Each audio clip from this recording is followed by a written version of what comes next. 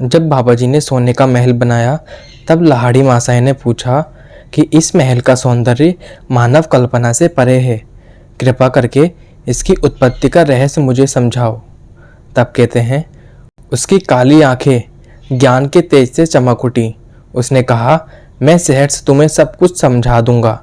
इस महल के प्रकटीकरण में समझ में न आने वाली कोई बात नहीं है।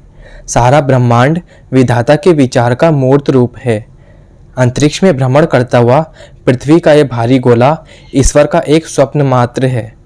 भगवान ने सभी कुछ मात्र अपने मन में निर्मित किया, ठीक उसी प्रकार जैसे मनुष्य अपने स्वप्न में स्वप्न सृष्टि की रचना करता है और उस सृष्टि में सृष्टि जीवों को भी भर देता है। परमात्मा ने पहले केवल पृथ्वी की कल्पना की, फिर उसने उस कल्पना को गति प्रदान की, जिसके फलस्वरूप अणुशक्ति और पदार्थ जगत अस्तित्व में आया। तत्पश्चात उसने पृथ्वी के अणुओं को एकत्रित किया और ठोस गोला बनाया। इस गोले के सारे अणु ईश्वर की इच्छा शक्ति से ही एकत्रित हुए हैं। जब भगवान अपनी इच्छा शक्ति को वापस निकाल लेंगे तब पृथ्वी के सारे अणु ऊर्जा में रूपांतरित हो जाएंगे। वह आणविक ऊर्जा अपने मूल स्रोत चेतना में वापस चली जाएगी। पृथ्वी की कल्पना अपना मूर्त रूप छोड़कर अमूर्त हो जाएगी।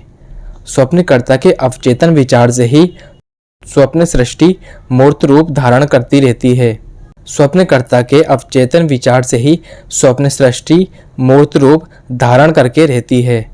जागृत अवस्था में जब वह एकत्रित पकड़ रखने वाला विचार वापस खींच लिया जाता है तो स्वप्न और स्वप्न के तत्व विलीन हो जाते हैं। मनुष्य आंखें बंद कर स्वप्न सृष्टि खड़ी कर लेता है, जो जागने पर वह बिना किसी प्रयास के विसर्जित कर देता है। वह मूल ईश्वरीय प्रारूप का ही अनुकरण करता है।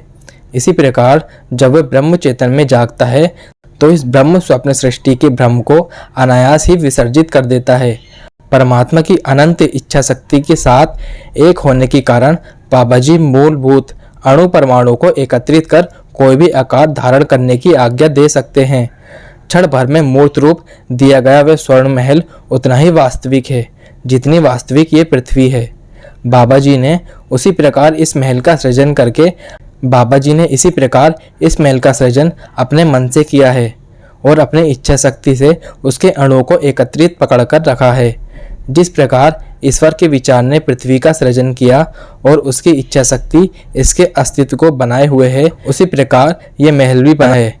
जब इस महल का उद्देश्य पूरा हो जाएगा तब बाबा जी उसे विसर्जित कर देंगे।